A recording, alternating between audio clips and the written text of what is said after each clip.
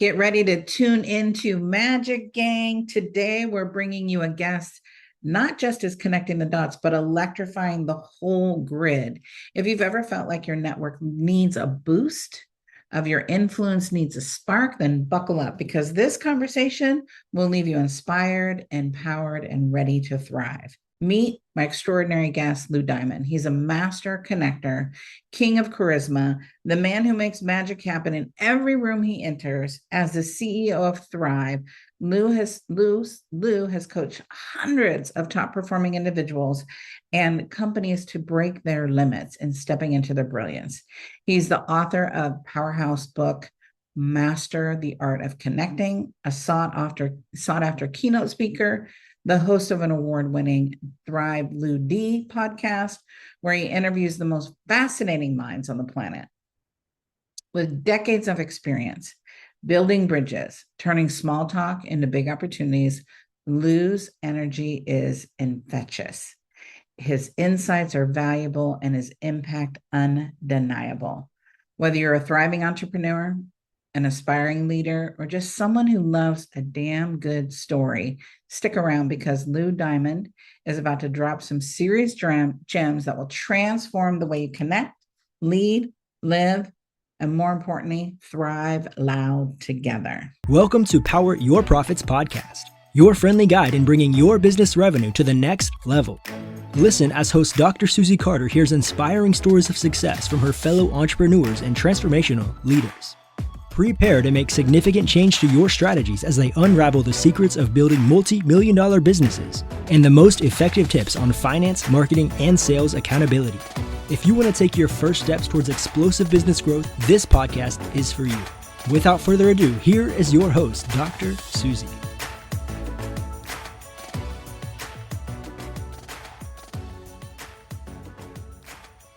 All right, Lou, let's spill the tea. Why don't you share and tell everyone who you are, what you do from your own words, because your bio is impressive, but give us the tea. Like, what are you up to right now? What's your genius, your sprinkle fairy dust, all of it? I got a lot of sprinkle fairy dust. I love that. First of all, excited to be here. I'd put it into two buckets. One side of my world is being a leadership and sales coach, where I speak and I consult and I work with people and helping them better connect with every conversation. And on the other side is a lot of the podcasting world that I deal with, and Thrive Loud Productions, which is my company where we're helping people speak easy and connect with every conversation through their shows and monetizing their businesses and helping to grow their brands through the podcasting platform. So those are the two worlds that I juggle back and forth each day, Susie. Well, what I love, like we did an interview, earlier last year. I'm like, wait, we've done this, but a couple, like you just dropped some nuggets and then we implemented it. And after one podcast interview, where normally I'm just doing an interview, that we turned into a VIP day, which was 12,500. I'm like, this shit works. It's very true. I could tell me which was the nugget that connected the most with you, Susie. It was all about, instead of just interviewing, I'm really showcasing what I do, right? On that high level of how can you showcase, but still do an interview, like, because the people are the expert, but as we are all experts in our business, we all have blind spots. We all need to grow. We all need to tweak it. What is that? So creating that vulnerability, but transparency, and still left that person the badass. And by the time I got off the podcast, they're like, wait, how do I work with you? I'm like, well, how can you be my coach? I'm like, cha-ching. So for those listening who, when they think of podcasts and they're saying, well, how do people make money about it? And we created a program called SpeakEasy Podcast, Turn Your Podcast into Podcast, which was, I know, something Susie loved. How do you not love the title, right? You gotta love it. Well, what we realized a long time ago is that a podcast is a connecting conversation. It is the greatest connect working platform you can have. And while there is great content with a host and a guest featuring a certain topic or about a specific industry or business, or featuring someone's incredible story, which is obviously the content that's there, the connection that's being made between the host and the guest, it's the most invaluable experience. It's a one-on-one, really deep conversation where someone is getting to learn all they have about the other individual. And a really good host It's not so much what they say or what they do, it's actually how they need to be in that conversation. There is a connective nature that we have that goes way beyond the interview itself. I learned this a long time ago. My main signature podcast is Thrive Loud with Lou Diamond, which Susie was a guest on a while back. And we feature those thriving in their lives, their businesses, and their passions. Well, that's awesome. And that's a great component. And by the way, Susie is awesome. And we feature all these great people. But what most people don't know is when the interview ended, Susie and I had an entire conversation, entire relationship, and figuring out how we could help each other's businesses. Because I believe, Susie, that the currency in connection is help. And if we Yes. understand how we can deploy that help, we will find the services and fit the right nature on where that connection actually lies. Now, I want to make it clear, and I explain this to every single host of the shows that we produce. You can use the show as kind of a relationship gathering, really deep connection tool to grow your business.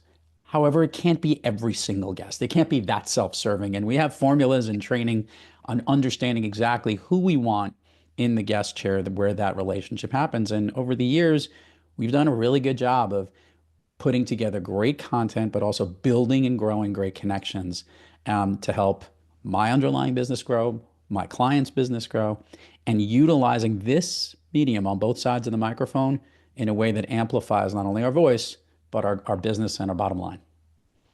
Well, I think too, your book, Master the Art of Connecting, right? People think they connect, but when you start looking at, are you really connecting? Am I coming self-serving versus being a servant leader?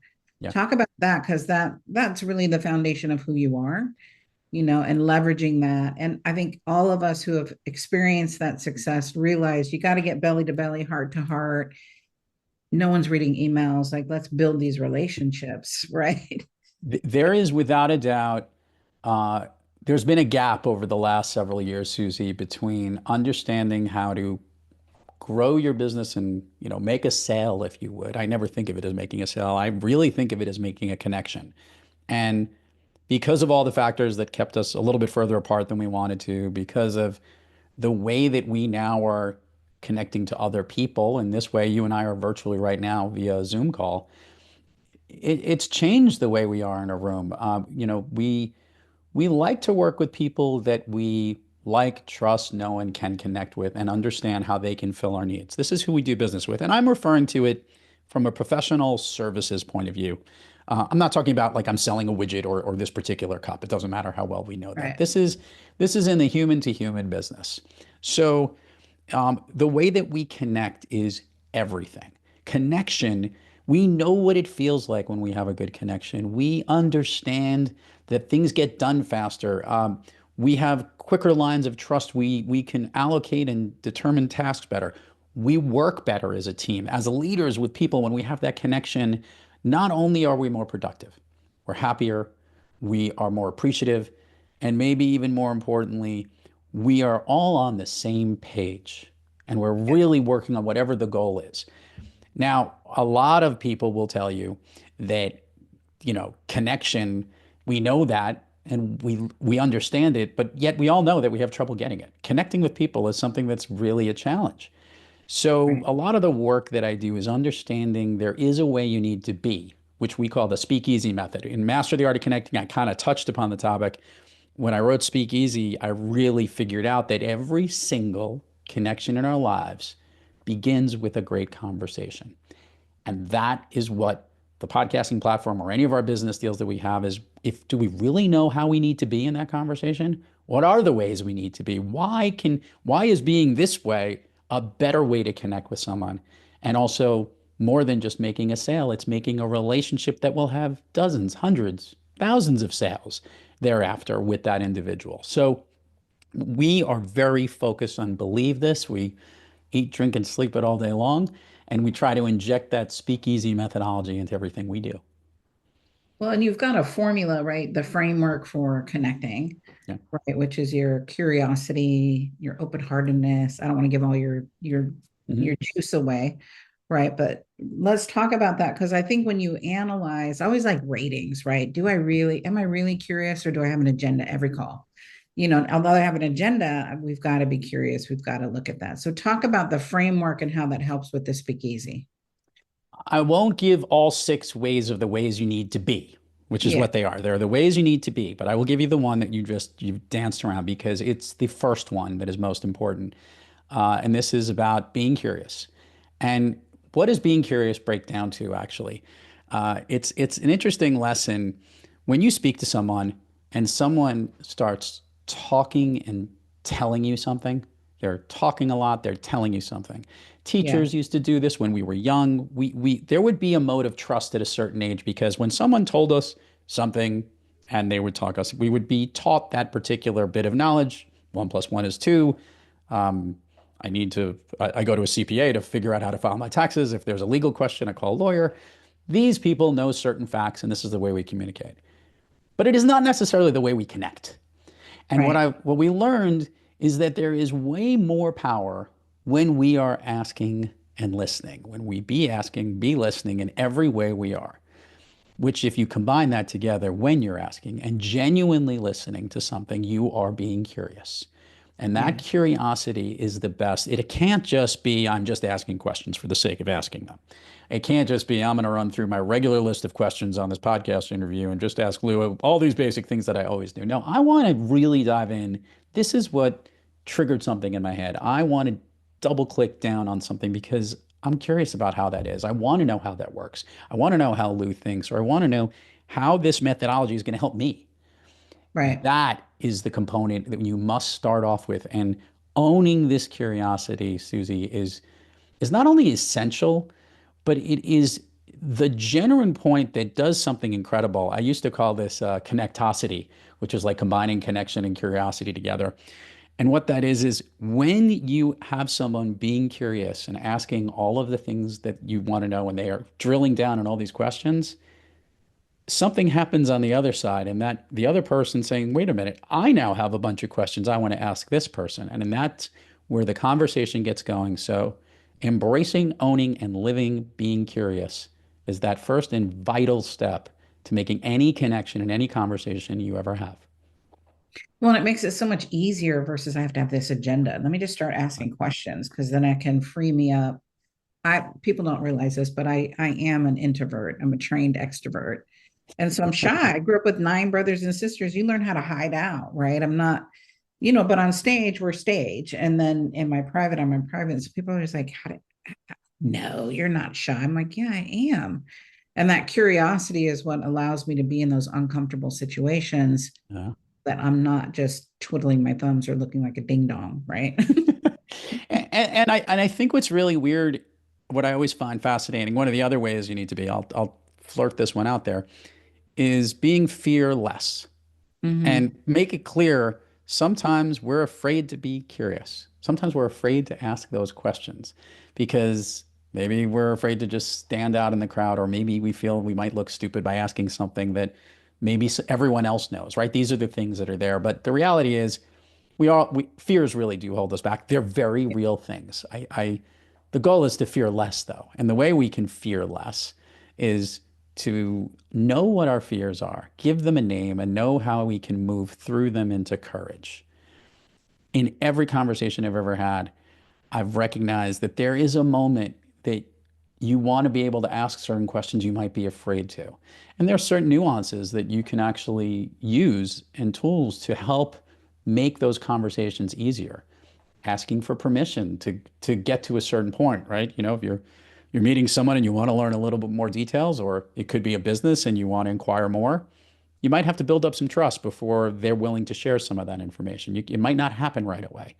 But understanding where those thresholds are, or asking permission in a kind way, as opposed to being very direct and talking and telling it a certain way, asking permission is a great way to address some of the fears we have. So I look at all these ways of being and practice them every day and help people practice them, because the smoother and more often we understand that aspect, we get so much more done. This interview will be that much more effective to somebody listening. Our follow-up conversation from this will be like, oh my God, I want to use this information in something else. Can you help share this with me? Because I stemmed something that triggered in your brain that you just wrote down and said, make sure to talk to Lou about this afterwards. These are the Right. things that we want in our lives, right? And if we don't engage in this way and we don't have these conversations, we are doing something really, really bad for the universe. We're doing something terrible for the world. We are not sharing our gifts. We're not Right. connecting our voice because who knows? Our conversation right now, one of your listeners could actually be listening, learn something from it that could change their life, make them find the significant other that they've been looking for, ask for more money at their job, close the piece of business that they were thinking of doing. All of these things that we talk about each and every day, which really change people's lives. So we need to be less selfish and have more conversations so we can connect more. But I think one of the things that you're a master at, just, even if it's just an email, is that follow up, right? Mm. Because all these delicious conversations, and then you leave an event and you're like, okay, we don't do anything with it.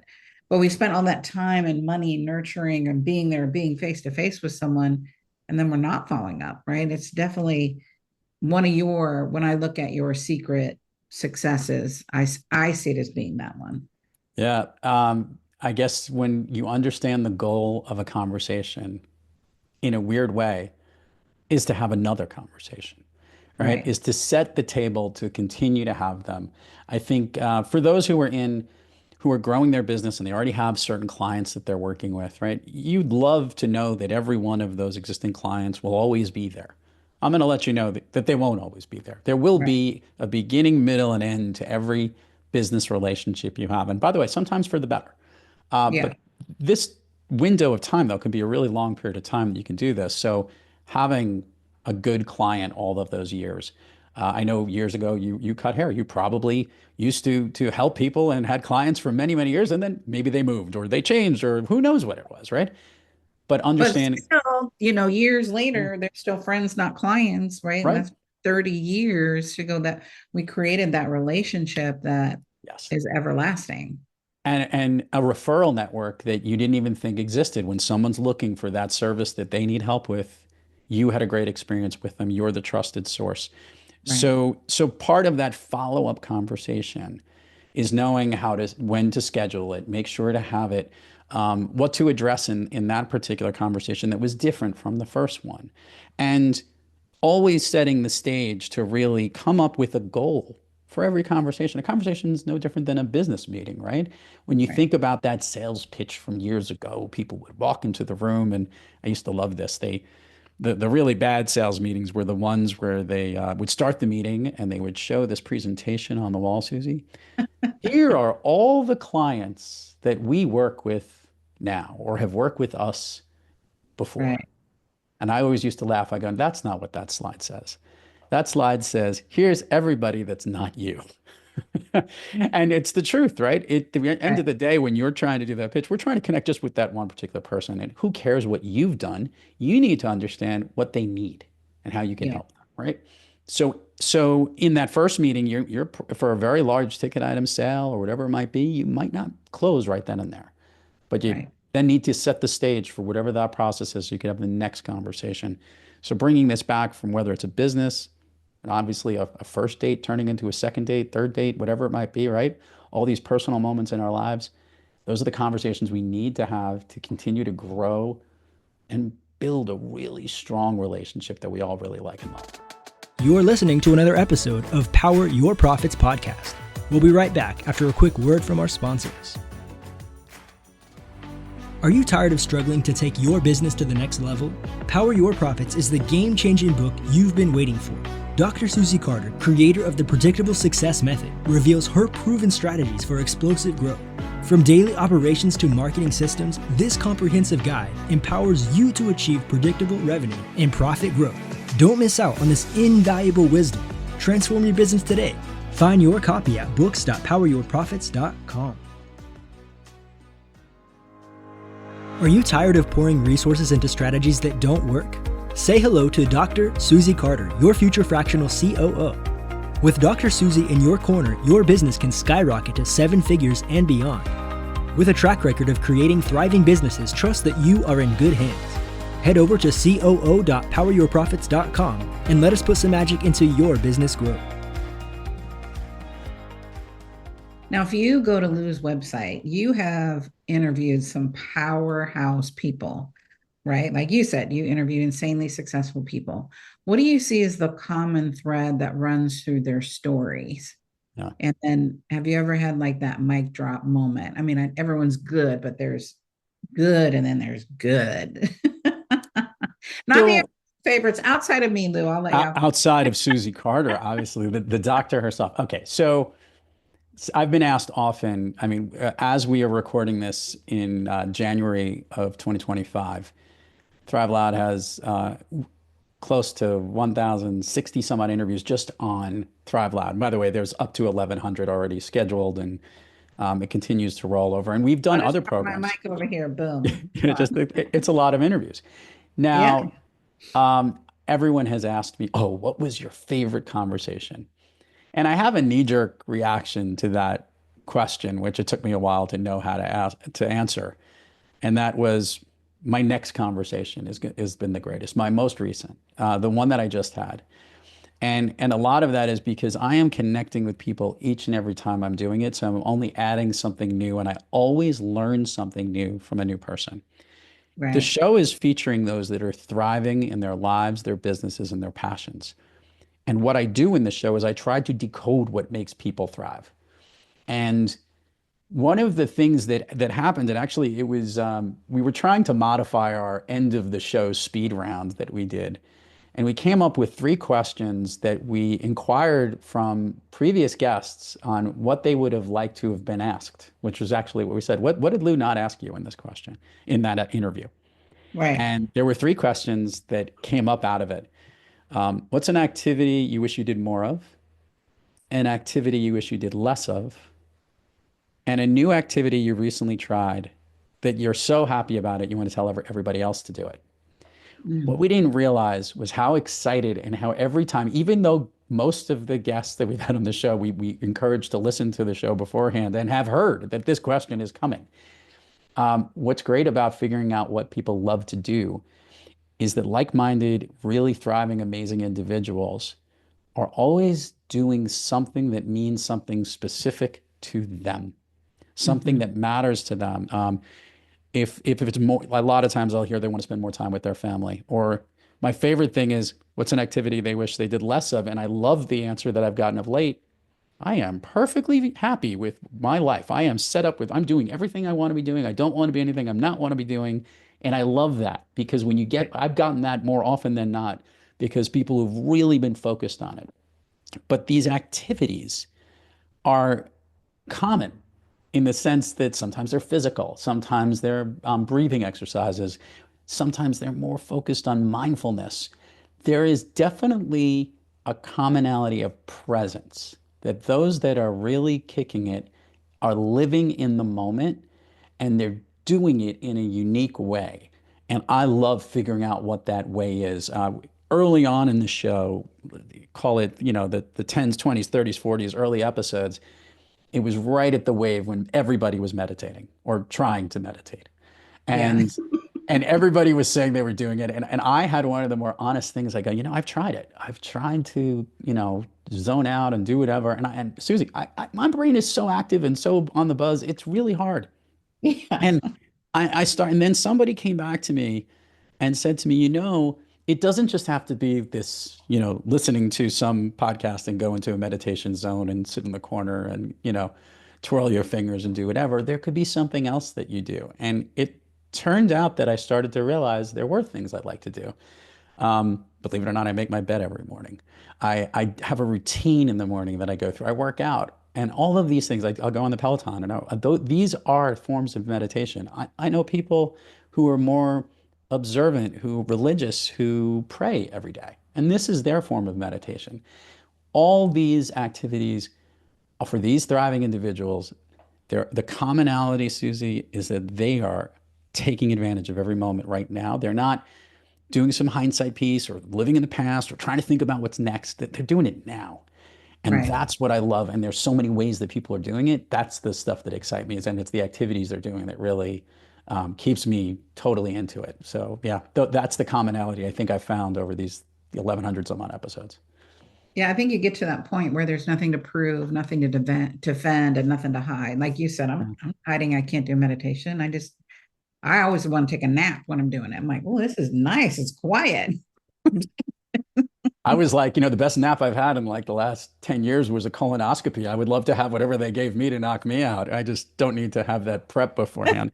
But that was a pretty good meditation, even though it went like that. Felt good afterwards. Exactly. You wake up like, oh, you're done? Okay. Okay, so let's get down to business. Let's talk about your speak easy methodology. We touched on it a Yeah. little bit. And what makes it so damn sexy for you? Give us the lowdown, why it works, and how you're flipping the script. Well, first of all, Speakeasy is a pretty cool name. We just had a conversation about it that, like, if you've ever been to a speakeasy, it's a cool, hip, fun place to be. It is. And it's almost like you got the secret knock to get in, or it might not have been a place. 100 years ago, the reason it was called the Speakeasy is because everybody had to keep it on the down low. You didn't want to let the cops know where that, underground bathtub gin bar was. Well, Right. fast forward today where, we have marijuana dispensaries wherever you are, and that isn't really more of it, but there's a vibe and an energy in this cool club that's there. Speakeasy is kind of the way we want to have conversations in that environment and that same type of thing. Everyone we connect with is cool in our own way. Doesn't have to be like our typical cool that we thought back in high school. This is the cool that matters and affects us. So all the methods of connecting in every conversation was a question that was brought up that says, I don't connect in every conversation, that so many conversations I have don't get there. And I thought about it and flipped the script and said, well, what if it did? What do we need to do to make sure that they are every single time? And whether it's through the podcast or through the trainings, all the ways you need to be, there are certain steps that you can take. And I present them in almost like a conversational flights method, Susie, for our speakeasy. It's almost like the equivalent of drink menu additives, if you would, but more for conversational attitudes. What are the things you need to bring to the table ahead of a certain conversation? For example, one of our favorite conversational flights at the Speakeasy is the 800-pound gorilla. 800-pound gorilla is the uncomfortable conversation, right? Yes. This is the conversation every now and then we need to have, but we don't want to. It is this big looming monster in the corner of the room that everyone's dancing around, but is kind of afraid to address or rock the apple cart. But it's a conversation that needs to be had. So when we address this, we recognize it's got a lump in the throat, it's got butterflies in the bellies, it needs a dash of nerve and one big shot of deal with it. Because at the end of the day, as we all know, if we let that 800-pound gorilla and that conversation fester by not having it, we need to Right. address the problem immediately. It's one of my favorite conversational flights in the speakeasy menu. And stepping into the ways that we need to be, understanding what we need to do to lead up to that. Address it right away. Just deal with the problem. Because if we let this thing fester, it's going to cause more problems, or maybe more importantly, it's going to stop us from having the conversations we need to have.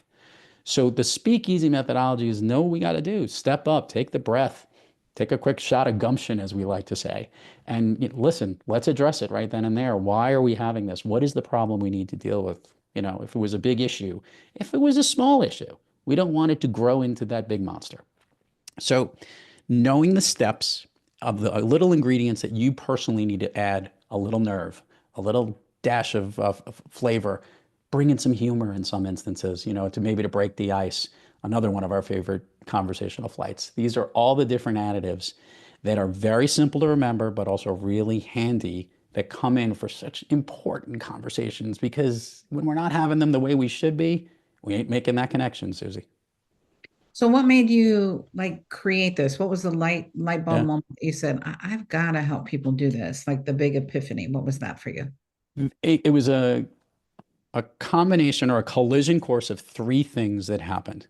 One were all the podcast conversations I was having and having these great conversations with people and knowing that and making these connections every single time. To your point, with this laundry list of people who are just from A-listers to entertainers to some of one of my favorite conversations. I'm not shortchanging anyone on the show, but I got a chance to speak to John C. Maxwell, the leadership guru. And we only had a 10-minute conversation, but what was most impressive was after I hit stop record, he stayed on the phone with me for another hour. And he talked about how to grow your business and share all of that. And that came from a really meaty 10 minutes. Uh, Right. so the podcast conversation was one piece. The work I was doing with clients, where I was seeing where leaders and top sales performers were having trouble, where they weren't connecting. And specifically with leaders, and this is a problem that's still prevalent today, people are having trouble keeping their people in their organization. Leaders, a lot of people are moving, and there's definitely been this. It used to be I want to get to the place to work, and that's the place, and they feel honored to have me there. And it is totally flipped around, where now it's like we want to get whatever great people we can get because we keep losing them, and we don't know why we're losing them. And a lot of that has to do with some of the reasons that they weren't being a certain way in the way they would communicate internally in these organizations. So that was the second part. And the third part was something I found when I spoke on stages. I recognized that while I am a conversationalist, just as I'm speaking to you right now, and too often, this as a speaker, there are people who give keynotes. And Yeah. I like to do that, but I like to have conversations more. And I recognized, and I said, well, what's to stop me from having more of these conversations and making the entire keynote experience when I speak a conversation? Invite in the people who are in the room. I want them to remember it. If the most valuable way that we connect and every connection starts with a good conversation, let's start right then and there. So Right. took all three pieces together of that and recognized that it was the way you needed to be, and I could teach you how you can do it. You can be coached, you can be coached on how to be a better conversationalist and improve that. And if you do that, you will improve all the aspects of life that you're needing to do. Took those three things together. That's how it came together in a very fun, speakeasy kind of way. That is a very fun speakeasy kind of way. So give me like the juice. What's the jaw-dropping tip that you have for the speakeasy methodology, Mm. right? What tools can we put in our toolkit to go, okay, I got juice from this conversation. Give me some tangible that I can incorporate in my day-to-day with my team, right? Yeah. Interviews that would, turn heads.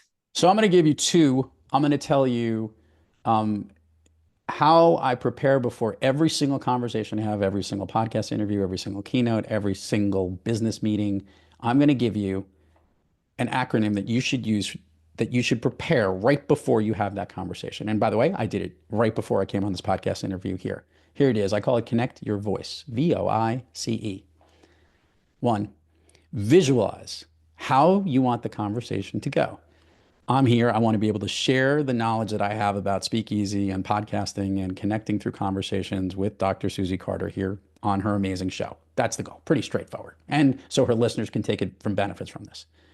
Oh, appreciate the opportunity to even have a conversation. I am forever grateful to Susie here for letting me have this forum, but more notably, I want to show it to the listeners as well. I want to share whatever the heck I can because it is such a great opportunity to even have a conversation. We have billions and billions of conversation people on this earth every day, and we don't have a chance all the time to have this conversation. So someone who's listening to your program or watching us right now, I want to give them the gift of the opportunity that they had to appreciate this moment. I is kind of challenging. It's to know the identity you need to be at the beginning of the conversation. It's real important to know your role. In a sales situation, you're probably leading that meeting. If you're a leader, maybe you're asking lots of questions. You could be the question asker. You could be the expert in the room. You could be a consigliere. And you know the role that when you're starting out, there is an initial role in a conversation. But a conversation, as you know, is a two-way, almost like a tennis match where the ball's going back and forth, and your identity and role in the conversation will change. But very clear to know who you are at the beginning of it, because that's going to increase the likelihood that people will know what they're about and what you're trying to connect with, just like you're the host and I'm the guest in this particular instance. And C and E go together, Susie. That is charisma and energy. I got to unleash a little bit of the magic inside of me in every conversation. I got to share some of the brilliance I have, whatever it is, my uniqueness, my humor, my follically challenged head, whatever it might be for your audience. And E is you got to raise the energy up just a little bit. Because in reality, Susie, nobody, and I mean nobody, wants to connect with a dud. So elevate the conversation from where you are just a little bit. That's connect your voice. So if I can give that one little bit for the listeners, that's one key piece. The second That's a one, juicy one. I knew it was a juicy one. I would give you juicy, but you asked for whatever. The second one is how I sign off every show.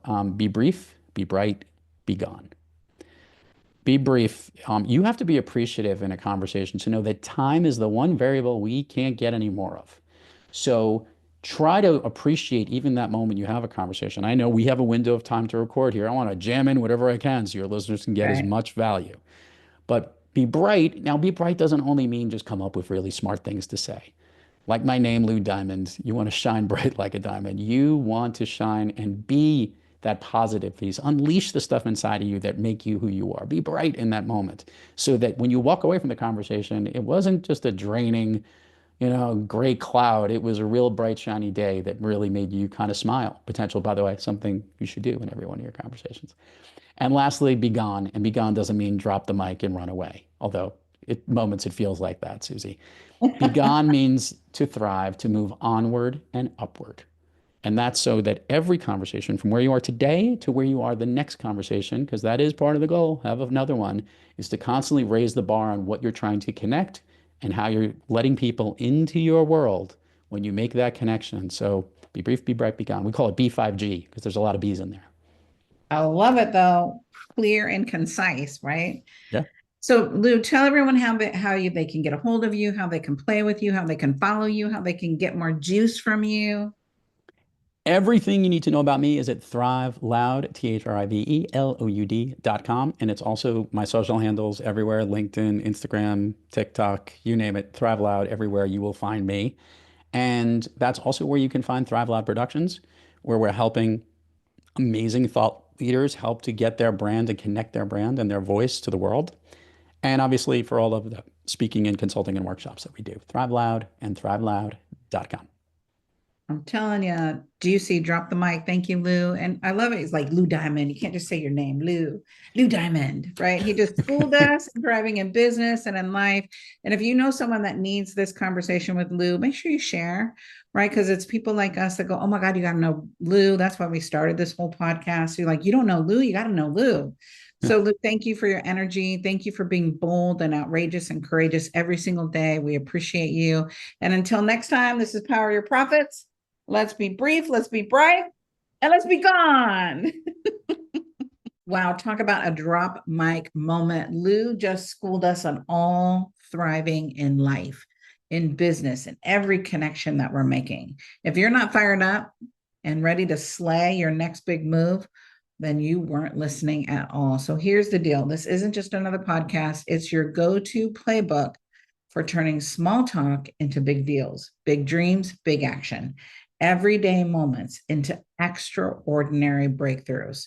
So if you're hungry for more sassy insight, juicy strategies, and powerhouse guests like Lou, don't just run to the subscribe button where you've got more brilliance, boldness, badassery coming your way. And until next time, remember, don't just survive, let's thrive, baby. Thank you for joining us for this episode of Power Your Profits podcast.